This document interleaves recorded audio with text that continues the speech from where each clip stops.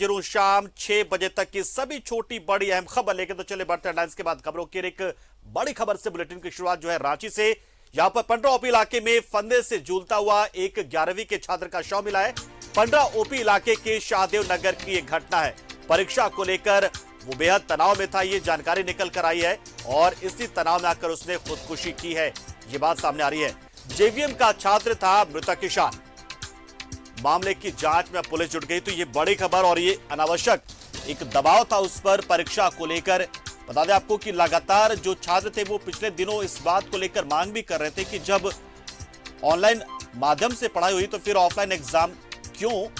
और इसी कड़ी में देखिए परीक्षा को लेकर एक दबाव में था, तनाव में था लगातार, और इस दबाव को वो सहन नहीं कर पाया और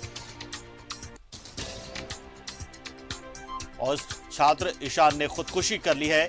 ये बड़ी खबर इस वक्त हम आपको बता रहे हैं। और निश्चित तौर पर देखिए बार बार लगातार न्यूजीलैंड भारत तमाम अभिभावकों से भी अपील करता है कि अनावश्यक दबाव आप अपने बच्चों पर ना बनाएं। और इमरान इस खबर पर पूरी जानकारी के लिए हमारे साथ फोन लाइन पर जुड़ चुके। इमरान, पूरा मामला जानना चाहेंगे। ईशान के इस मौत के पीछे के कारण क्या रहे होंगे?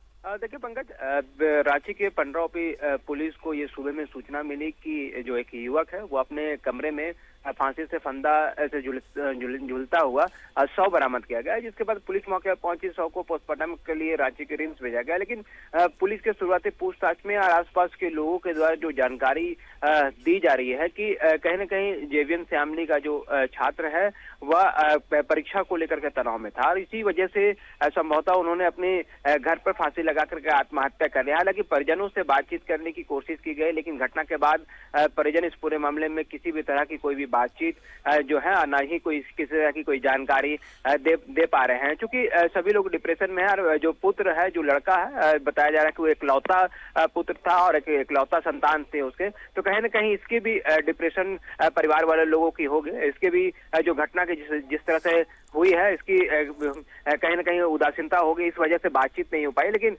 जिस तरह से ये पूरी घटना हुई है, मोहल्ले में आसपास के लोगों में काफी चर्चा है। जेवीएम श्यामली के छात्रों में इस बात को चर्चा है कि 11वीं के जो स्कूल में जो परीक्षा चल रही है उसी परीक्षा को लेकर के जो ईशान आर्यन, वो काफी तनाव में था और तनाव में होने की वजह से ही इस तरह की घटना को अंजाम दिया गया। हालांकि बाद में पुलिस ने पोस्टमार्टम के बाद जब शव को परिजनों को सौंप दिया है तो अब पुलिस पूरे मामले की जांच में जुट गई है कि आत्महत्या के पीछे की वजह क्या है। कि कोरोना काल के बाद जब स्कूल खुलेंगे, बच्चे स्कूल पहुंचेंगे तो उनकी काउंसलिंग भी होगी एक तरह की, क्योंकि एक दबाव, वो लगातार एक ट्रॉमा में वो रह रहे थे। तो क्या स्कूल में उनके दबाव को हटाने के लिए क्या कोई कोर्स वगैरह या फिर कुछ क्या नहीं किया था क्या?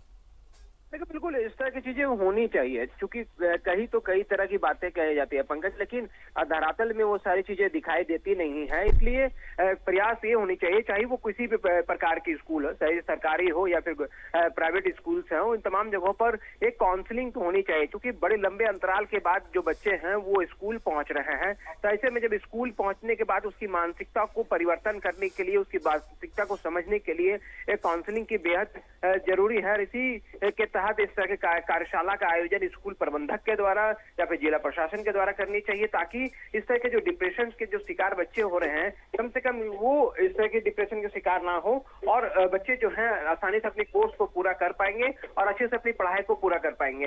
तो कहीं न कहीं इस सारी चीजों को देख करके समझ में आता है कि कहीं न कहीं डिप्रेशन एक वजह है जिसकी वजह से आत्महत्या की घटना को अंजाम दिया जा रहा है। चलिए, बहुत शुक्रिया इमरान, आप जुड़े हमारे साथ, जानकारी आपने दी। तो ना तो लगता है कि स्कूल के स्तर पर ना ही अभिभावकों के स्तर पर इस बच्चे को डिप्रेशन से निकालने की कोशिश की गई थी और परीक्षा के उस दबाव को ये छात्र शायद झेल नहीं पाया और उसने फंदे से लटक कर जान दे दी।